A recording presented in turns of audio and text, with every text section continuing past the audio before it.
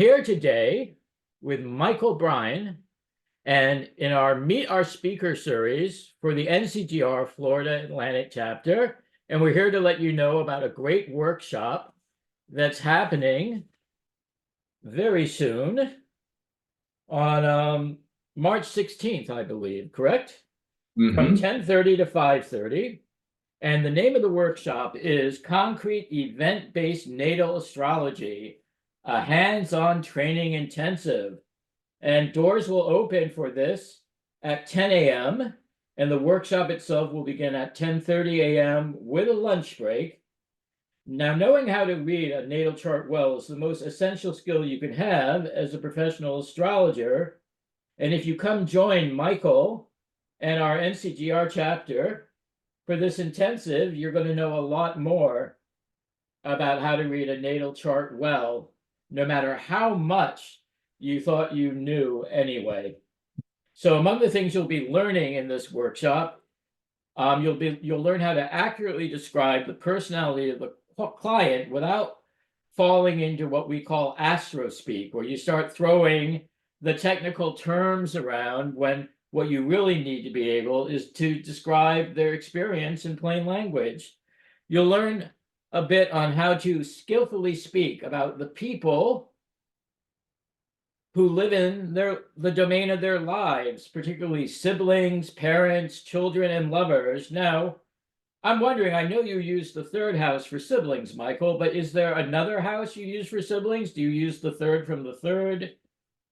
No, I just use the third house and I use the triplicity rulers of the third house to describe other siblings. So if a person has more than one sibling, then I use the triplicity rulers of the third house because that's how we do that traditionally. We don't do the third from the third from a more traditional perspective. Wonderful. Will you be teaching triplicity rulers in this workshop or not? It's Probably not really the main intention, no. All right. Parents, do you go traditionally with the father is the fourth and the mother is the 10th? And some people will say the fourth is both parents too. Okay. Lovers, do you use 5 and 7 or just 7? Nope, just the 7th. Excellent. All right, people, I want you to have this straight now before you walk into the workshop. And finally, I think that pretty much covers the traditional house assignments. So you'll also be teaching your students how to give a blind chart reading if they pay attention. Can you tell me a little bit about that? It makes me think of what Noel Till used to teach when he would equate degrees between the planets or the personal angles and count them as years. So if you had Venus going to meet Saturn 10 degrees away, 10 degrees apart, it actually, strangely, it shouldn't have worked, but I would meet a lot of people whose parents got divorced when they were 10 using that system, right? It's such a simple thing. What type of blind chart reading techniques are you thinking about? When I give a blind chart reading, I read the entire chart and I describe as many concrete events that occurred within that person's life as possible. And that's pretty much how I became known in the astrology community because I was giving these very intensive, in-depth blind chart readings and saying some very concrete event-based things within them. And without having any background information of the person at all, but only knowing their gender, their date of birth, their time of birth, that information that we need to cast a chart. And then I'll just read the chart and read the chart. I mean, that's pretty much it. And then that's what we're supposed to be able to do. Now, there are some wonderful astrologers that like to get a lot of background of their clients before they move forward, which is okay too. But do you find you give better blind chart readings when you're in the presence of the person, or it doesn't matter whether you're with them in the same room or on Zoom? It doesn't, I mean, for me, I try to not let my astrology be dependent on environmental circumstances. So whenever I give a blind chart reading, the person's camera is off. I can't see their name. I can't see them at all. And I think that's how I work best when I don't know anything about them, how they look, how they talk, how they smell. That's so great. That's so cool. I'm so glad I asked that question because very few people will turn the cameras off. And it's like you don't want to be accused of reading body language Exactly. and yeah. Or we're talking in person too, because of course you would be able to, scent is what they call a dark sense, in that it activates the brain. And there are actually things you can tell, not just from pheromones, but say the type of perfume or essential oils someone uses. Mm-hmm. Did you ever see that astrology book, Under One Roof, where all these different astrologers were asked to give a blind reading for the same chart? And oh, it was kind of shocking. The two people that came out best were Demetra George and Rob Hand. I think this book is still available. It would be a Wow. wonderful book for you to get because so many people bombed so badly.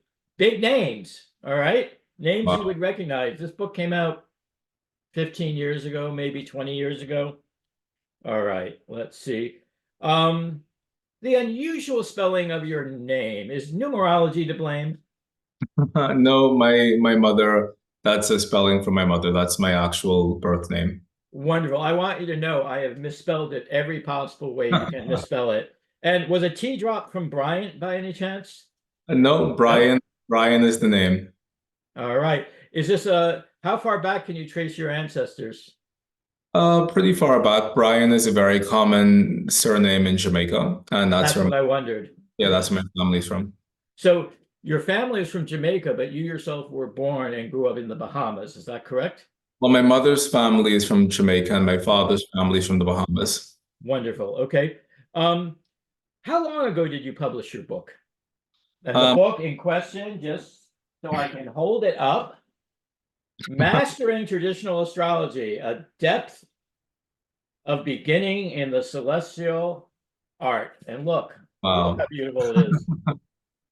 Thank you so much. So I published my book last year, May 2023. May 16th, I think it was 2023 is when it was available for sale. And I'm publishing my next book.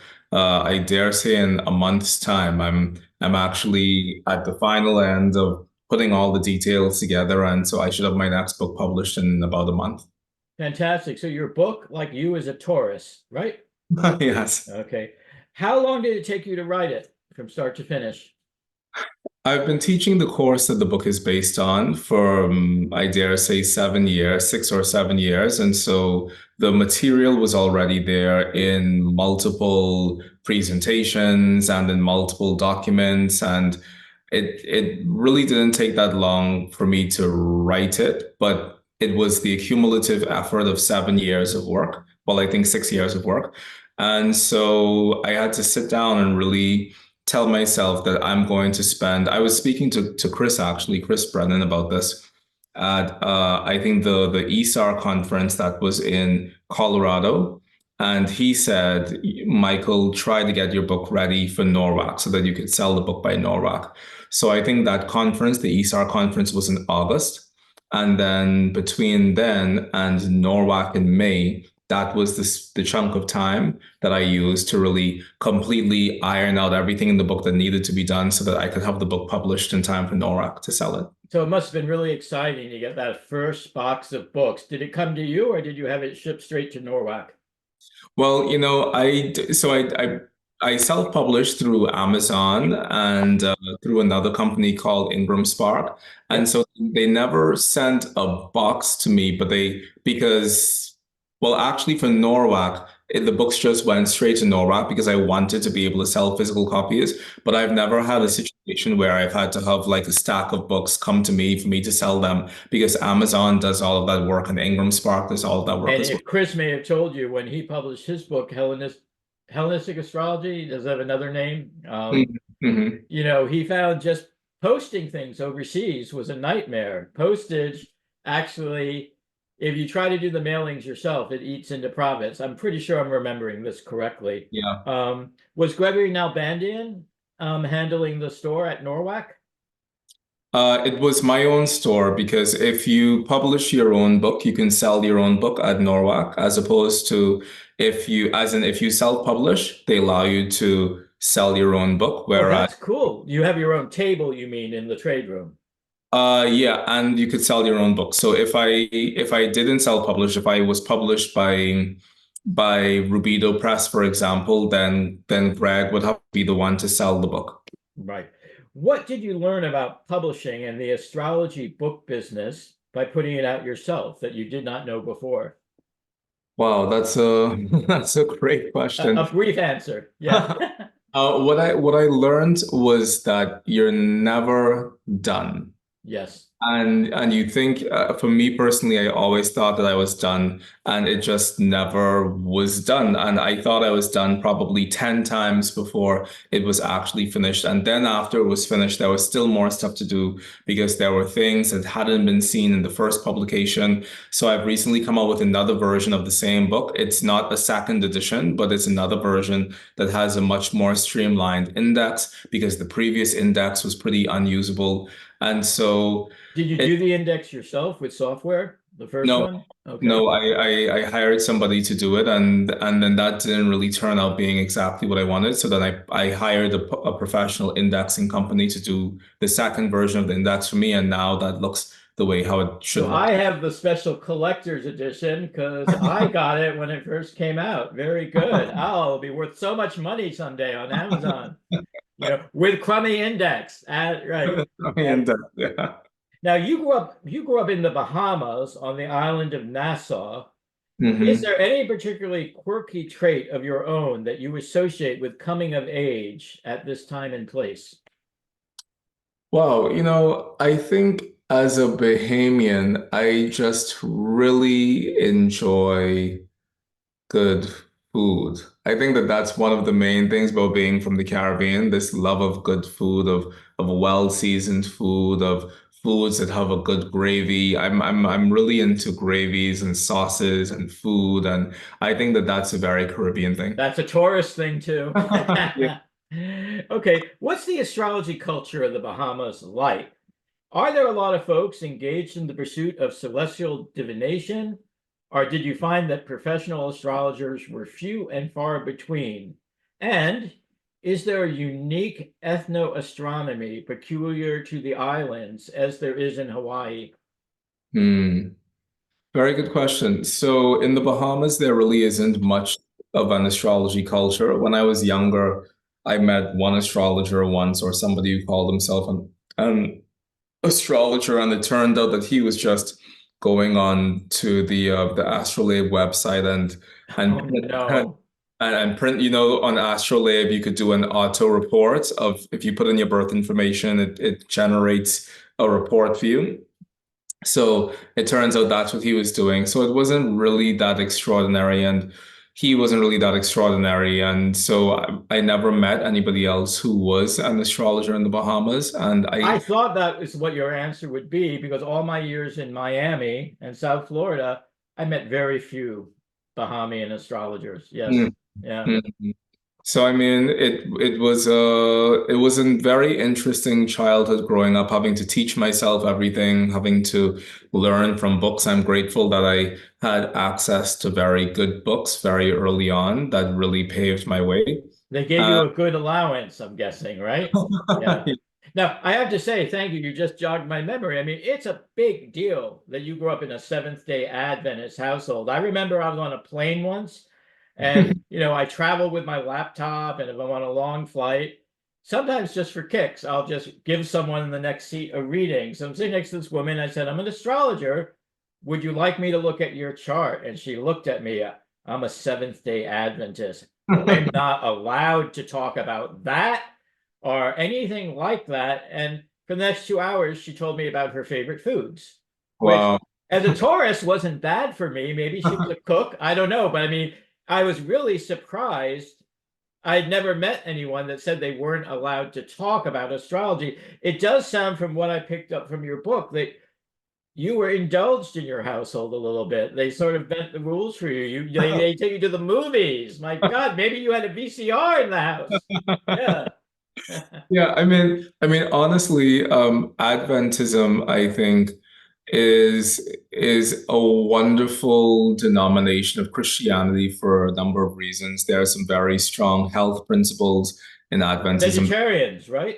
Yeah. Yep. You can be, but in general, an Adventist eats in a way that is kind of kosher from a Jewish perspective. Yep. So Adventists don't eat pork, don't eat shellfish, don't eat like there's a whole list of things. That So is like keeping kosher, kind of, right? yeah, Yeah. yeah. So I really appreciate the dietary restriction. It's not even a restriction. I appreciate the dietary lifestyle that a lot of Adventists follow. Well, I And think is it because that type of dietary strictures basically encourages a less processed, more natural diet, perhaps as well. yeah, and there's a verse in the Bible, Leviticus 11, in which basically God outlines the animals that Jews can eat and the animals that Jews can't eat.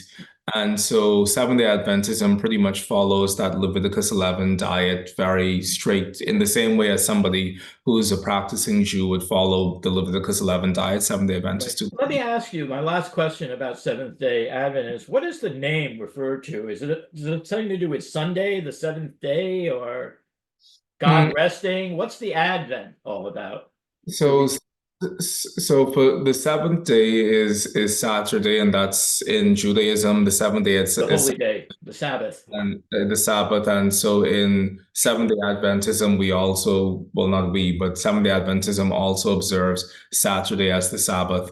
Once again, going back to when I was growing up, I was told that Adventism was the closest thing to Judaism in Christianity. Do the So Ethiopian Jews know about this? All right, so yeah, I'm yeah, not, but so the Adventism, Advent means to return, and so to thank be you. an Adventist means that you're waiting for the second coming of the Messiah, basically. Thank you. See, I might have known that once and forgotten it. Mm, So, and Advent is just one of those great archaic words in a way. I love mm. to use it. All right. And you're the only member of your family that ever studied tarot, Kabbalah, and astrology. Is that right? You had a great grandfather or a grandfather that maybe was a bit of a mystic as well? Yeah, I think my biological grandfather, well, I know for a fact that he was reading a lot of the books that I ended up reading later in life, and I never got to meet him. He died when I was about 4 years old, but I inherited a number of his books, and so I know that he was reading up on shamanism and mythology, and he was also an astronomer, and a lot of the books that, or like a lot of the material that I inherited was astronomy material, and that helped me when I went to school to study astronomy. And so I'm very grateful for his influence, even though I have no idea why he was studying those things. Well, you know that old saying, it skips a generation. This would seem true, right? All Hmm. right. In a few words, or many, if you prefer, tell me about the kind of astrology you do. I practice concrete event-based astrology, and that encapsulates my traditional practice, but it also encapsulates my Uranian practice. And what that means is that I look at a chart and I want to delineate concrete events that have occurred within the life of the person. I'm not a mythological astrologer, an evolutionary astrologer, or a spiritual astrologer, or a karmic astrologer. I am a Did you leave out evolutionary? yeah, I'm not an evolutionary astrologer. I'm a very straight to the point, traditional and Uranian concrete event-based astrologer. Right. That's all I really care about. And within that, I still have space to talk about the personality of people as well, because within traditional astrology and in Uranian astrology, we have a template and the format for talking about the personality and the soul and the Yeah. psyche of a person. But at the same time, after I spend 5 minutes doing that, I want to spend the next 55 minutes talking about the concrete events that have occurred within that person's life to make them exactly who they are. I know you're a fan of the work of James Herschel Holden, like all of us. And I Mhm. always loved James wrote a paper called What Will Happen Next. And basically, no matter what you're doing, astrology is about what will happen next. It is about forecasting. And even if you're just trying to do psychological astrology, what will this person be like? What is this person like? That's a Mhm. prediction based upon the chart. So it amazes me the people that try to circumvent the forecast aspect of astrology for their own, sometimes diverse, sometimes personal reasons. Mhm. How were you first initiated in the divine science of the sky? Through the Kabbalistic tarot, through the Kabbalah as a system, and through the tarot, especially the Tarot of the Golden Dawn, because a lot of the within the Golden Dawn's version of tarot, a lot of the all of the associations basically are rooted within traditional Ptolemaic astrology.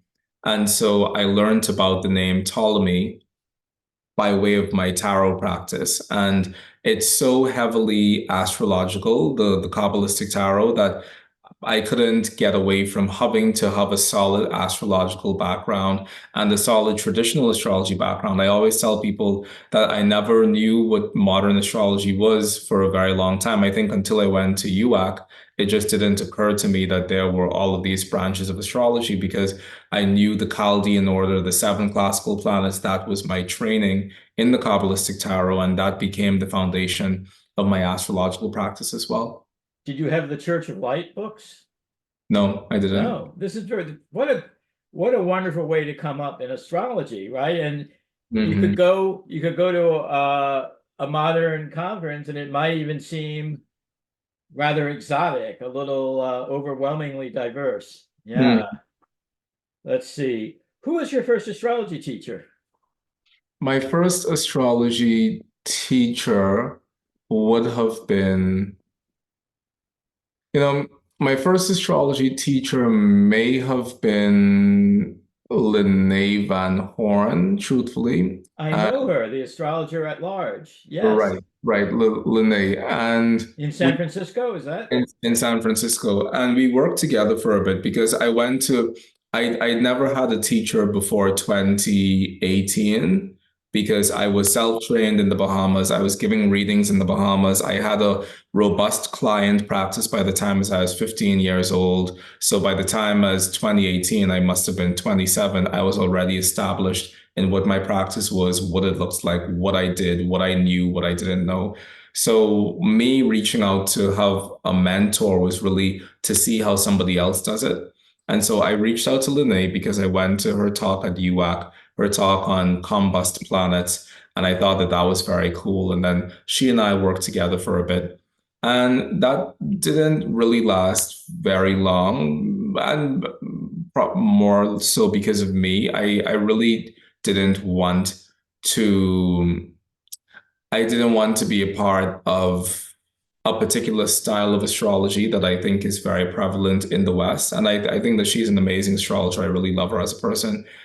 And at the same time, You were already on your own path. But how would you yeah, characterize this type of astrology you wish to not be swallowed up by if you could I try? didn't I didn't want to count how many planets you have in a fire sign versus how many you have in a water sign versus how many you have in the air sign versus how many you have in the earth sign. I didn't want to assess the shape of the chart. I didn't want to assess the hemispheric emphasis. I didn't want to talk about if you have a lot of planets on the eastern horizon, that means that you're more of an Aries type versus if you have a lot on the western horizon, that means you're more of a Libra type. I didn't want to talk about a chart being a kite or a this or a finger of God or whatever. I wanted to just practice concrete event-based No astrology. wonder you got involved in Uranian, right? Yes, Yeah. exactly. And I don't suppose you know who Linnea's first astrology teacher was. Did she ever Mm, mention that? I think she may have, but I mean, after working with her, I quickly met Mira Epstein, and I was very grateful to meet Yeah. Mira because at that time my life was already entrenched in the world of Jewish mysticism, and it was great to meet Mira, who is Miera was a perfect teacher for you because you have Uranian, you have traditional, the Ibn Ezra work, and then, you have the Jewish mysticism all going on there. And she's a wonderful teacher. Yeah, And my main thing with Mira was I wanted to study for the NCGR exams, and so I studied for level 1 through level 4 with her, and so that was amazing. And then she came out during that time with a copy or her translation of the Safi Yatira, and that was great to have that connection with her as well because I had studied the Safi Yatira, the Book of Formation, for years at that point. I'm And so happy that you've said it correctly. I may have next time I see you, I may have you teach me how to say that word. I'll forget. I'll forget within a week. But I know the book you mean, but Mhm. I've never heard anyone say the title correctly, and I'm getting that you're saying the title right. So I speak Hebrew, so that's a part of why I pronounce things the way now, they're. was this related to your Seventh-day Adventist roots, or was this something you wanted to do because you wanted to have a better grasp of Kabbalah? It's the latter. Latter. I purchased a book called Mastering Hebrew Calligraphy by Izzy Plodwinski, who became my Hebrew calligraphy You mentor. mentioned him in the book. Yes. Yeah, Correct. and so I had always loved the Hebrew alphabet, even before I knew that I would love the Hebrew language. And so I had just always known what the letters were, known how to say them. And then I started to study Hebrew my last years in the Bahamas. And I came to the US and I was studying Hebrew in Hebrew college. And then I went someplace else and studied Hebrew, and I'm still studying Hebrew. So my life is pretty much entrenched in the Hebrew language, either from a calligraphy perspective or from a spoken perspective. That is very cool, and that surprises me. Did you ever see a book called The Greek Kabbalah by any chance? I've seen that book and I've seen that book. I wonder, was that by S.L. McGregor Mathers, or was he a part of I'm it? not sure. I have a PDF of it somewhere. If I find it, I'll send it to you because it's Awesome. interesting the uh the parallels he draws between Greek and Hebrew, you Mm, know, hmm. not necessarily in a linguistic way, but in sort of a mystical stream sort Yeah. of way. Now, you may have already answered this question, but I'm going to go ahead and answer it anyway.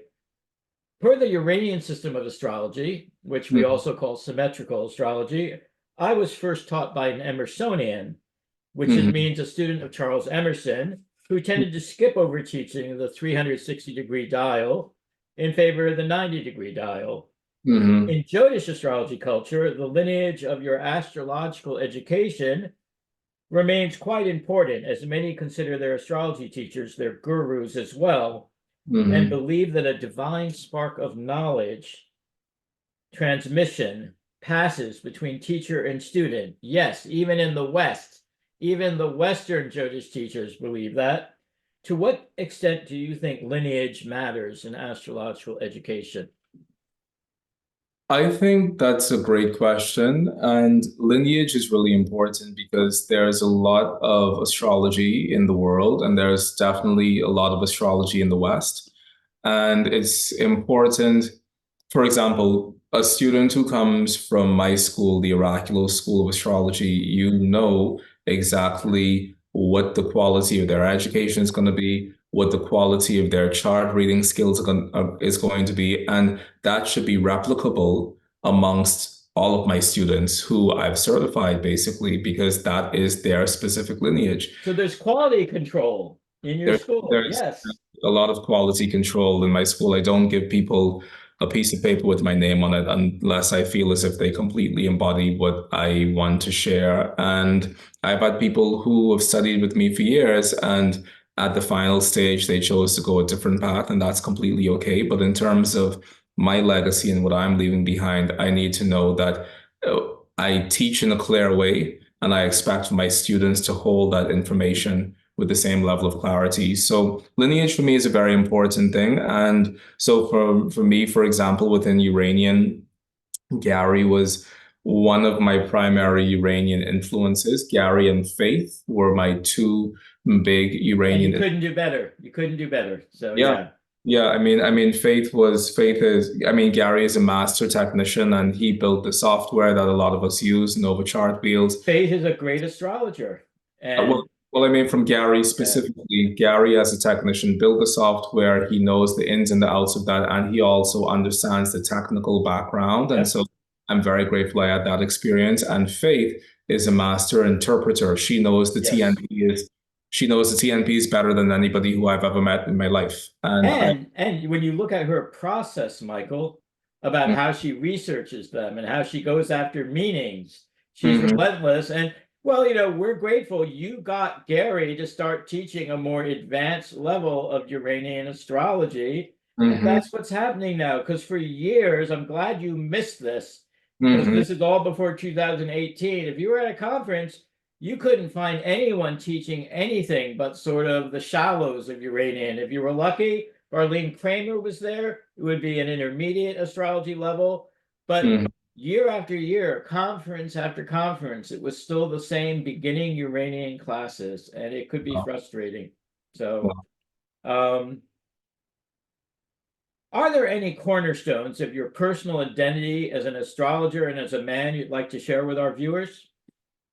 Mm, I think that I just try to keep things very simple, but at the same time, I also try to be excellent at what I do. And I think that's a personal characteristic that I carry into my astrology as well. And we could never get things 100% correct. I think that that's just something that all astrologers know, but at least we can be meticulous in our process. And so when it comes to reading a chart or teaching a class or giving a lecture or answering a question that a student might have, I always try to be very clear, very specific, very meticulous in how I do that because I feel like there's a lot of ways to be confused in astrology. And I want for my legacy when I'm no longer here to be clarity, that I was able to elucidate things for people in a way that made them feel closer to the practice as opposed to pushing them away. Cool. I remember having a brief conversation with you many years ago, about the Uranian system of astrology. Mhm. Now, as I said, also known as symmetrical astrology. I told you it was predictably the best system of astrology I'd ever found. Do you remember that I chat? remember. Yep, I do. All right, just wondering. Okay, good. When was that? You have any idea? I don't. Well, that was in May 2018. All right. Oh my God, good. Someday I'll start keeping a diary again. Have you investigated the interesting technique of equal houses derived from the midheaven? No, I mean, if you're talking about the MC houses within the Uranian context, then yes, I have within the context of Uranian astrology. But when it comes to my houses work in a traditional capacity, I only use Regiomontanus. Okay, fantastic. And is there any particular reason you use Regiomontanus apart from the fact that it was the most popular house system in the 1600s and 1700s?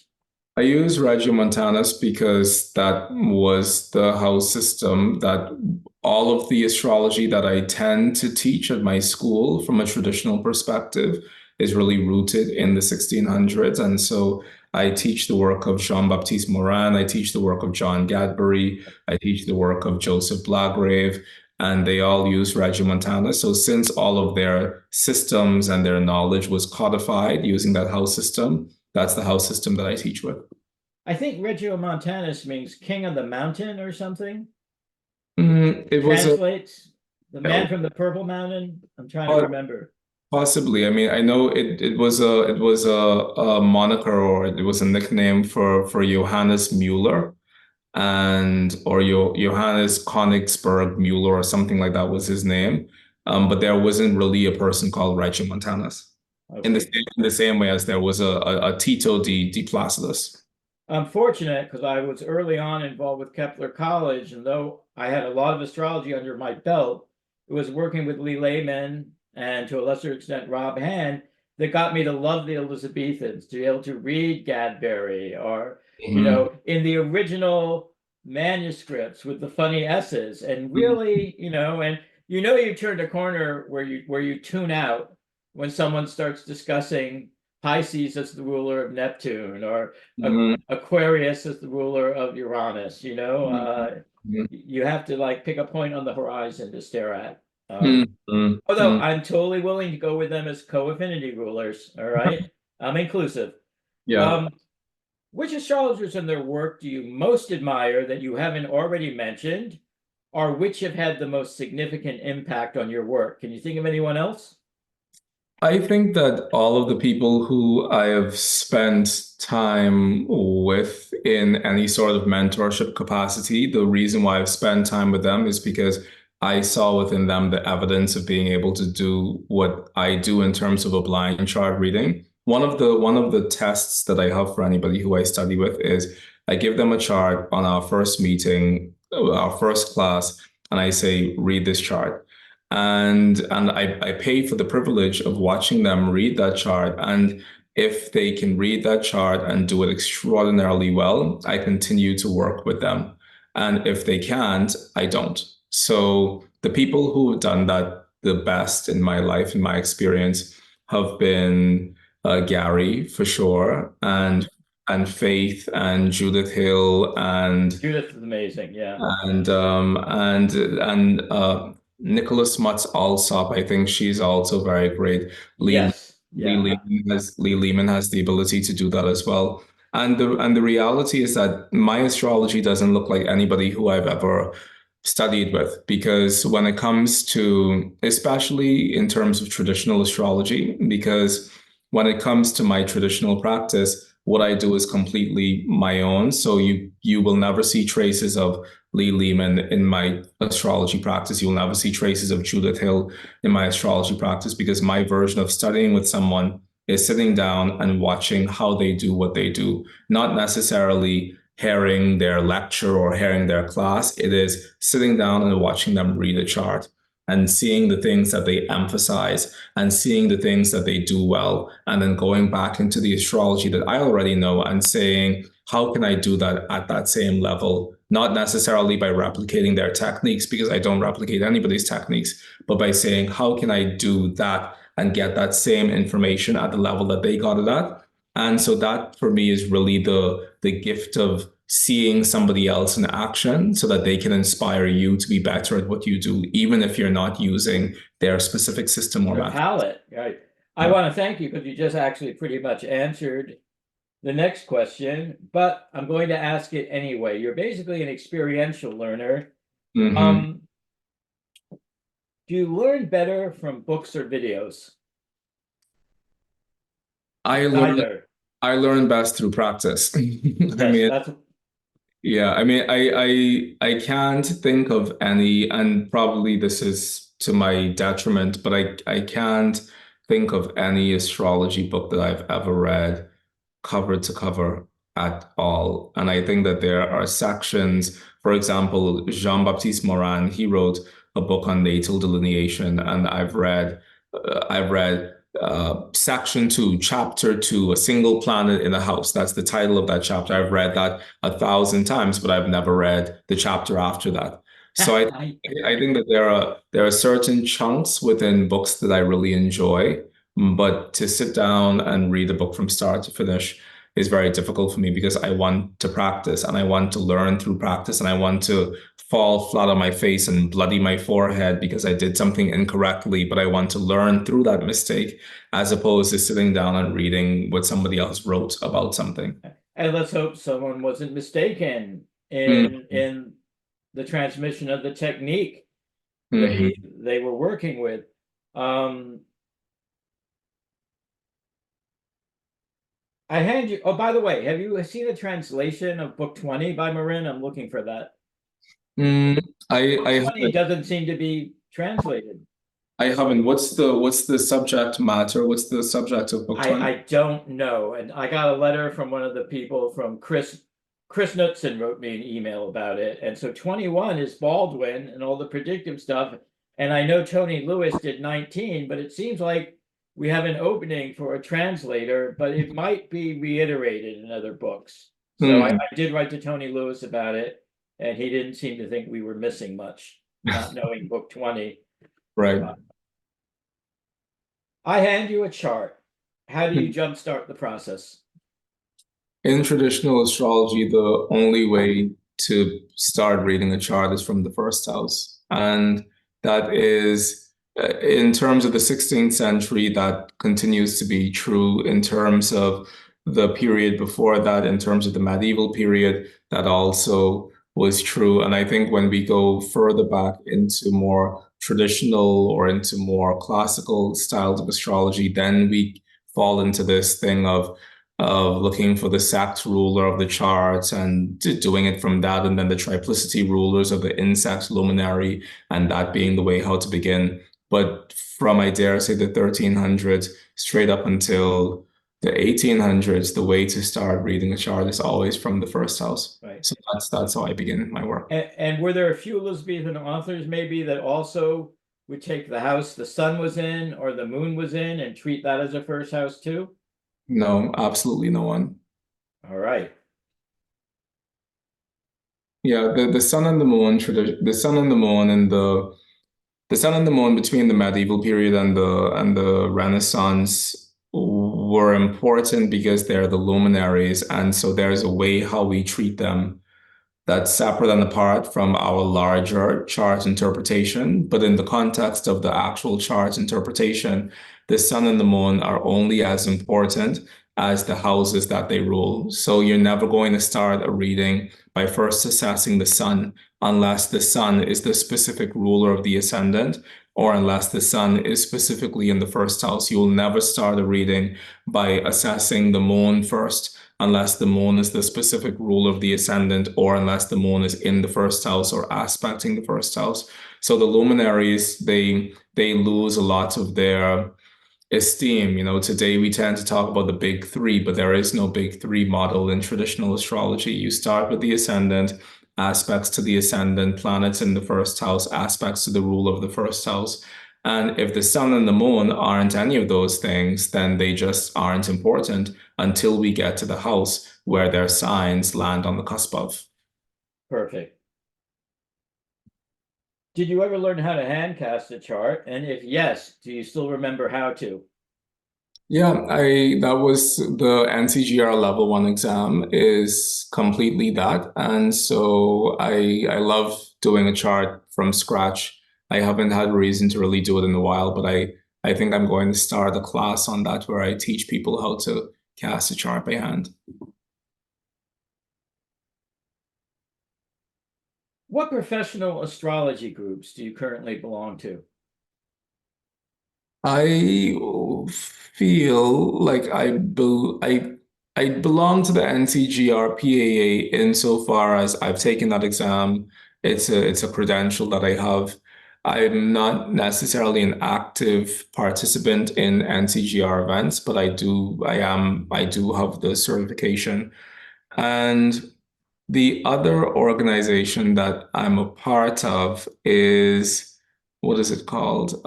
Continuum, because I'm the 117th certified astrocartographer in the world. That's right. That's the Jim So, Lewis thing, right? exactly. So I'm a part of Continuum. I'm a part of the NCGR, but I'm not much of a joiner, so I'm not really a part of anything else. You know, life is short.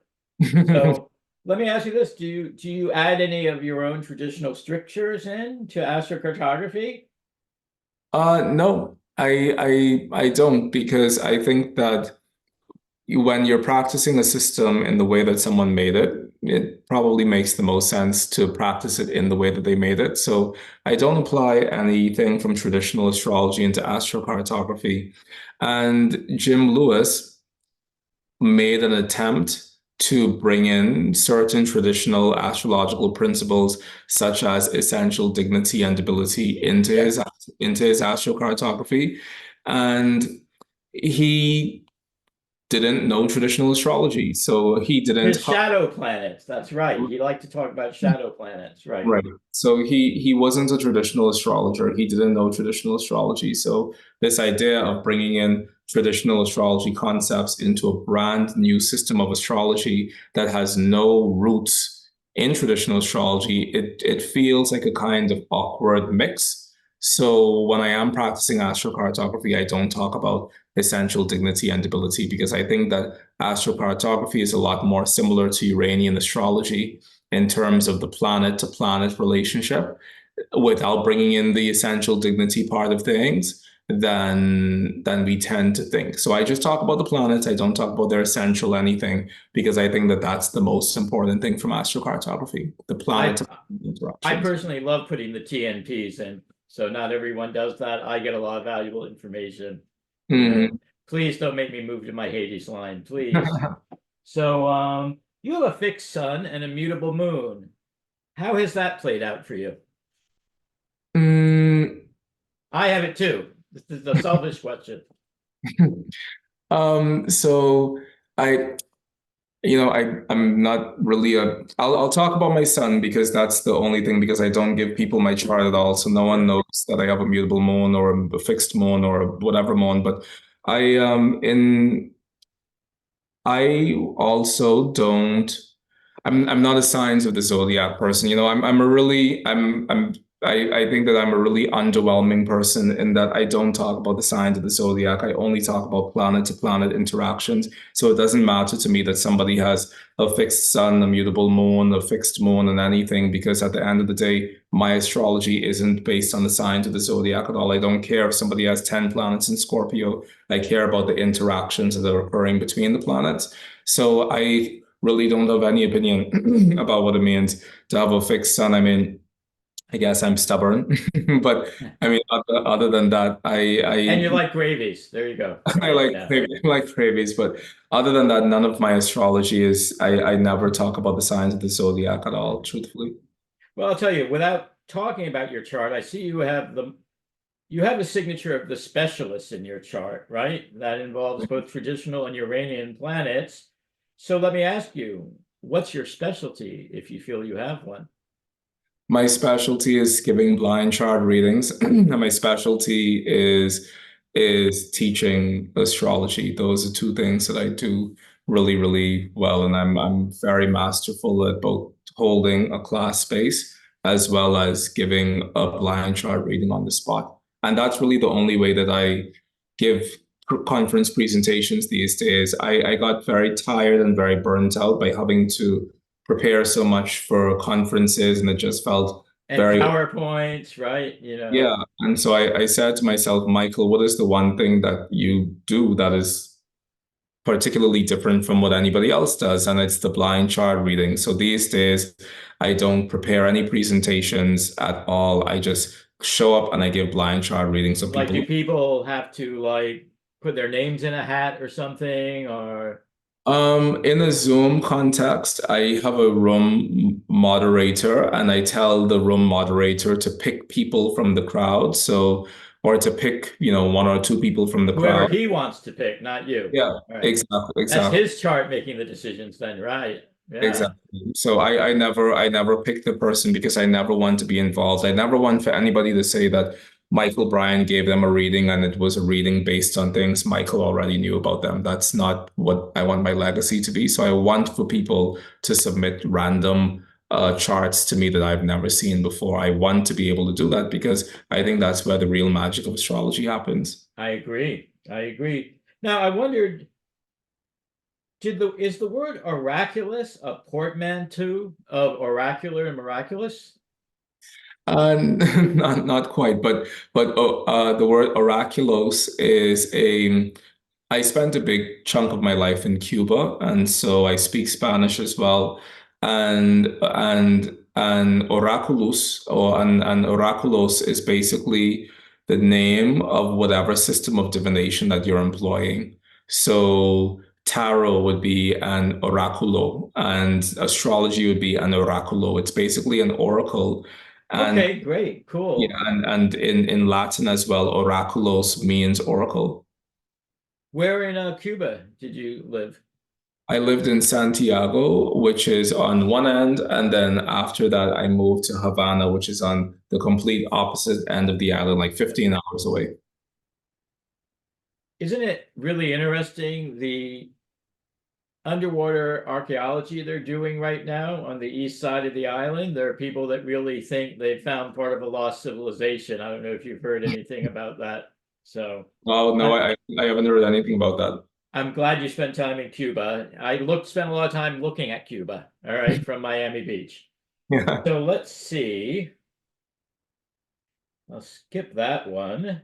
Who did you study? Who is your, well, no, you've already answered that. You didn't really study traditional astrology with anyone. You self-educated yourself, and then you might have studied Hellenistic with Chris. Anyone else? I've never studied with Chris Brennan in my life. Okay. I haven't even read his book. So when it comes to traditional astrology, I did study with Lee Lehman. Yep. I did her advanced. Learning with Lee. Yeah, I did her advanced horary astrology course, and I did her advanced natal astrology course. I studied electional with her.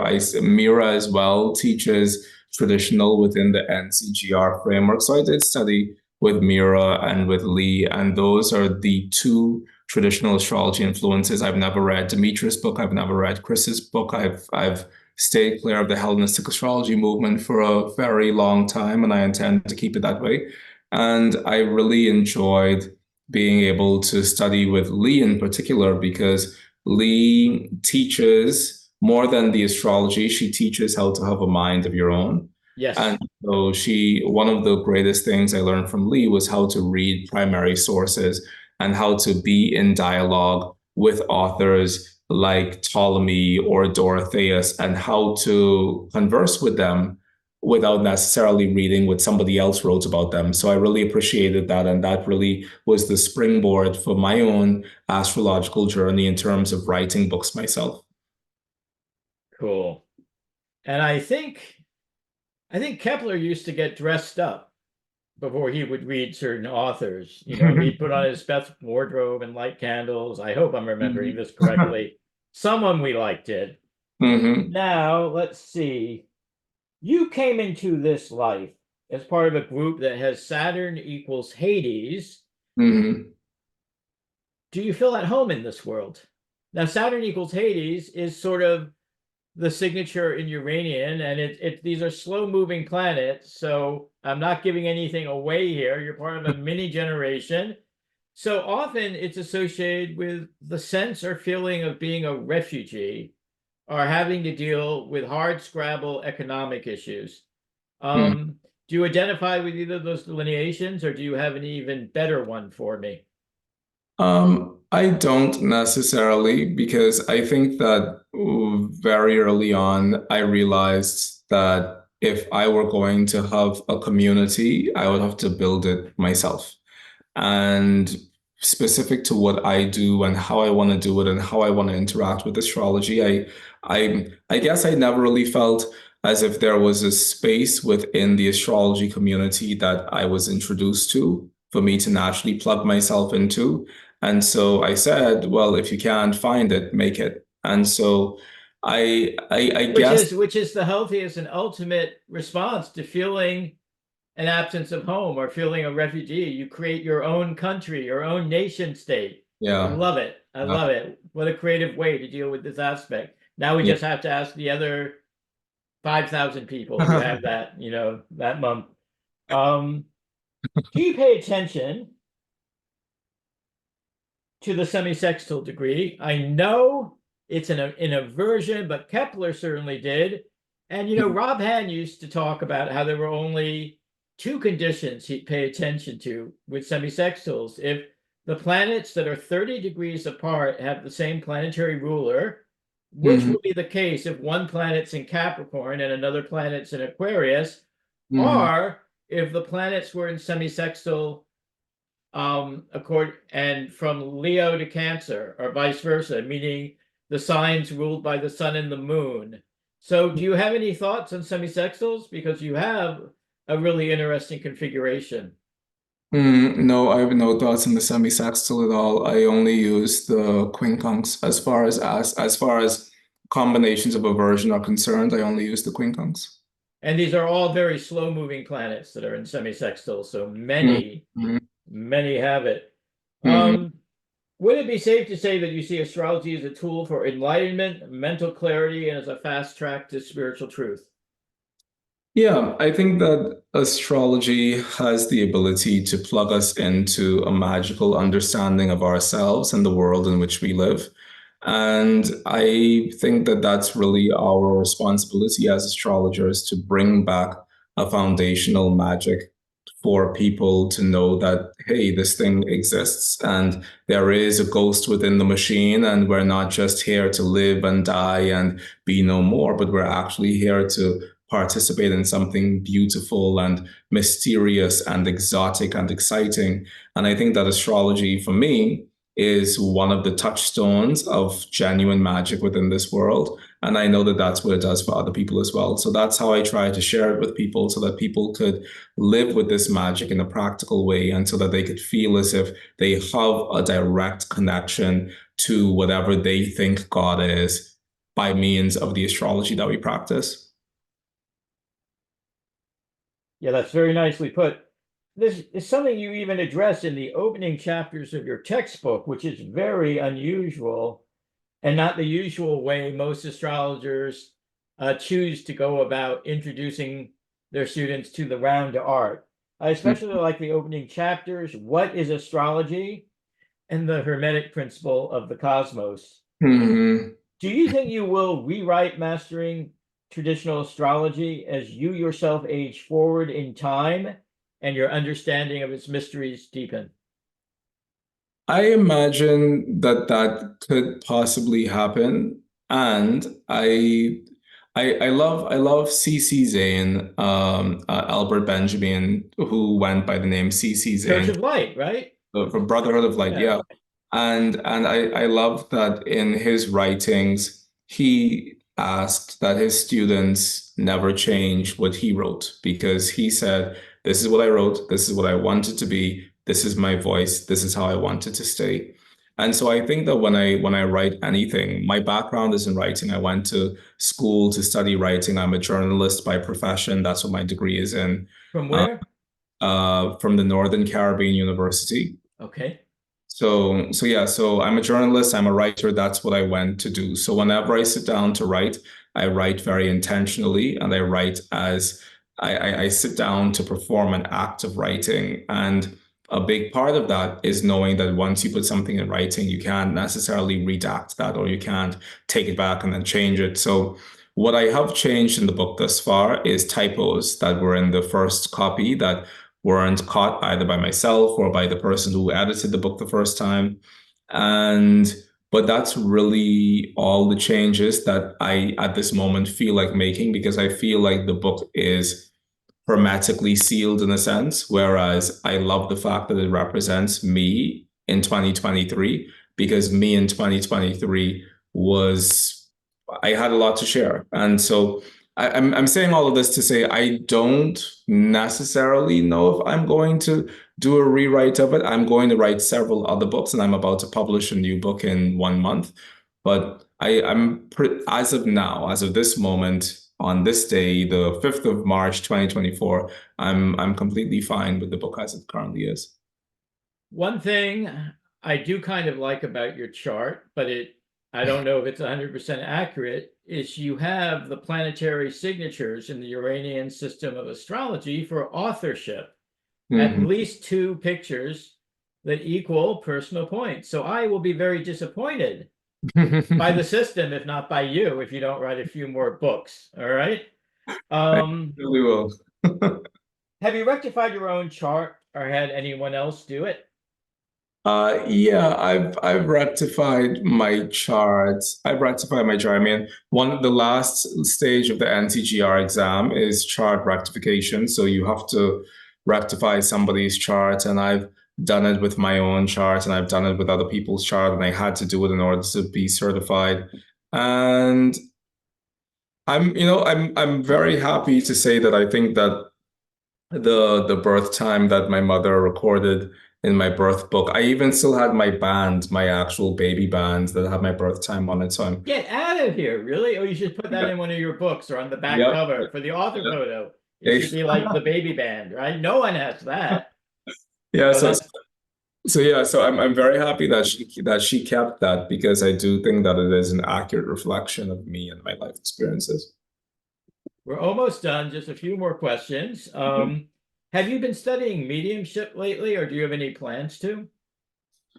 In my teenage years, I studied There is this system called the Free Soul Method by a guy by the name of Pete Saunders, who attended MIT, and he wrote the book You Are Psychic. I know that book. That was a good book.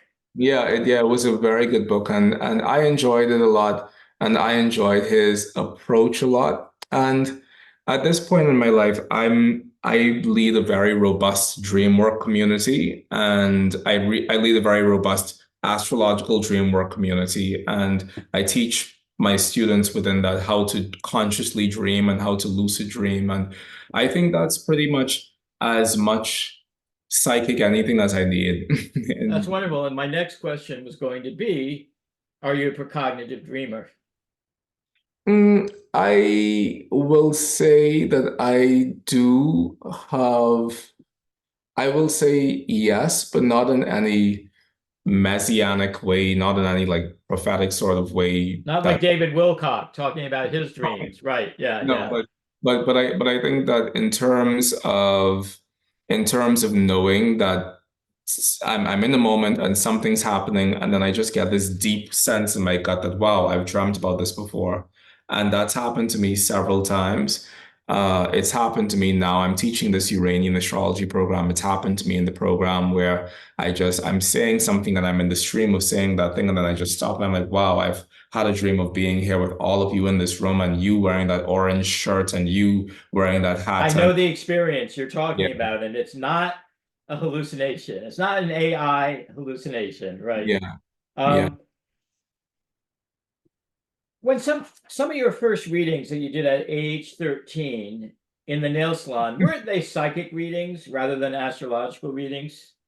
They were a mix of as much astrology as I knew at the time, with a lot of Intuition. no, with a lot of numerology and a lot of tarot. Okay. I've never given a psychic reading. I've never claimed to give a psychic reading at all in my life. So it's always been astrology and tarot or And astrology and numerology. astrology. Yeah, that's what that was. Now, did the adult customers of the salon feel at ease speaking frankly with a young teenager about their personal, romantic, and marital issues? That's interesting. I don't even, thinking back on that, I think I was always a very mature child, and maybe that was to my benefit and maybe it was to my detriment, but adults really opened up with me and spoke about details of their lives that I probably shouldn't have known about at Yeah. at such a young age. And so I don't think there's a magical thing that happens when you go to somebody for a reading, especially when you're in a state of deep desperation. You don't care if that person is black or white or young or old or anything whatsoever, or gay or straight or whatever. You just, Human or animal, come on. yeah, When you're truly yeah. desperate, a basset hound. Oh my God. Exactly. You just care that that person has the ability to help you out of the moment of darkness that you find yourself in. And that feeling, it causes you to suspend, or I think it caused people to suspend this idea that, oh my God, Mychal is so young. Because when given the opportunity, people just want to feel as if they're coming closer to truth, no matter what that means, looks like. So no, I don't think it ever became an issue. Before we wrap up, is there anything else you'd like to add or any area of interrogation you'd like to cover with me? Yeah, I mean, I just think that astrology is so wonderful, and those of us who practice astrology, we owe so much to astrology for making us who we are. And I was thinking the other day that within astrology, especially within this generation in 2024, so many people have the opportunity to dub themselves as celebrities because of what astrology has done for them. And I think, Influencers, right? It well, does make things shallow. Or I always worry about the generation of astrologers that are getting their main education from Facebook, you know? yeah, yeah. And so I think that as a community, it just we owe it to astrology to do better astrology, to do more incisive astrology, to really make sure that we know what we're doing and how we're doing it, because there is going to come a day when the larger world turns to us and asks us for the evidence of what we've been doing all these decades and millennia. And I really hope that as a community, we have something strong to show the world so that we aren't ridiculed into the freak show back end of the closet for the next 80 years, but so that we actually can say, hey, this is a robust system. We believe it because it works. And here's the evidence of this astrology working. So I hope that that's someplace that we could all move towards together as a community. And it's beautiful you say that because I'm not, without saying the year, you are part of the Uranus Neptune generation, Mhm. right? And these Uranus Neptune kids love astrology and they're going to have the momentum once Neptune leaves the Uranus Apollon midpoint, which is a Uranian astrologers have been waiting and watching for so long for the Uranus Apollon midpoint to be freed from the Mhm. fog of Neptune. Really, the children born in 92, 93, I go to 93 because there was a parallel of declination that was still in play. I Mhm. love that, like me, you look at declination and antitia and counter Mhm. antitia. And I want to say, I hope you've been checking out declination midpoints because they're fascinating. But the Mhm. only software I know that really does them easily at the moment, I can jerry rig them on Nova chart wheels, but Mhm. serious poor. You can really work with those declination midpoints. And I have to tell you, there are some things in my personality that don't show up in the midpoint trees of my personal points that will show up if you put in the declination midpoints. Very specific qualities. If someone does not have your book yet, Mhm. can they still come to the workshop if they haven't read? You mentioned you would prefer people to be familiar with the contents of certain chapters, but would Mhm. it be all right for someone to go in cold without your book and without any exposure to your work? Will they get something out of your workshop? Yeah, I mean, one of the ways that I try to teach everything is I teach everything from the ground up, and we're going to be spending several hours together. So I teach in a way where people feel as if they're not missing out on anything. It is going to be a very intensive workshop. So while I would prefer for people to have read those chapters within the book, I'm still going to cover everything comprehensively, but the main meat and potatoes of the workshop is going to be how to actually do the work. And so you could purchase the book. I'd appreciate if people purchased it, but And it's fundamentally, on Amazon. That's probably the uh, easiest way for them to get it. yep, Amazon is where to get it from. Now, with your school, do you teach mostly one-on-one or are you teaching classes online? I teach full classrooms of students. We have about 40 students in each class. And so that's how 40, did you say? 40, yeah, 40. Okay. I mean, it's conservative. There are other people who have much larger classes than me, but within the classes that I teach, I have between 40 to 50 students in 40 each. is pretty good. 40 is not shabby. No, no, no. Yeah. And at any given time, do you keep track of what the enrollment is in your school? Yeah, at the moment, I Or does think, Christopher keep track of it? I don't know. yeah, Yeah. yeah, I mean, you mean like a total enrollment Yeah. of all the students? I think at the moment we have over 100 students who are in the programs. I don't teach short programs, so my Uranian program is a year long, and So tell then us a little bit about the Uranian program for people that are interested in doing a long form class of that. in the Uranian program, I start everything from the very foundation of Uranian astrology, and a lot of that has been based on conversations I've had with Michael Feist regarding how the system was initially taught. And a lot of that is also influenced by Gary, but a lot of it is also influenced by my own ability to organize information and do it well in a way where people can actually learn sequentially. And so within the Uranian program, I teach everything. I teach starting with the 360-degree dial. What is a planetary picture? What is the three types of planetary pictures? What is a sum, a half sum, a difference? How to interpret a chart using just the sums? How to interpret a chart using the half sums? How to integrate all of these pieces of Uranian astrology. I'm not just a midpoint person, and I don't teach Uranian astrology in just a midpoint way.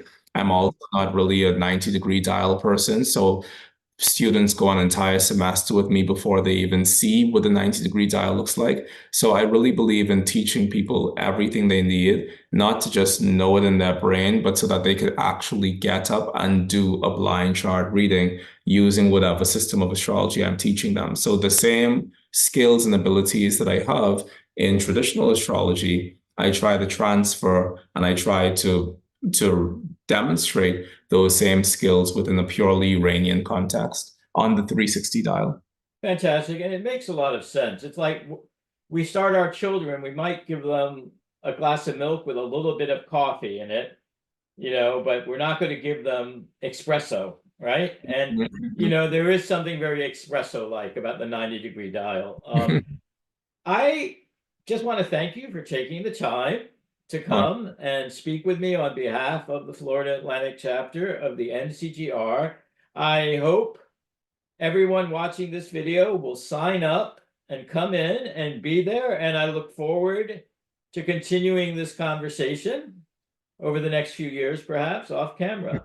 So thank you Awesome. so much. Anything else? Any last moment, any last words for, not last words, but you know what I mean?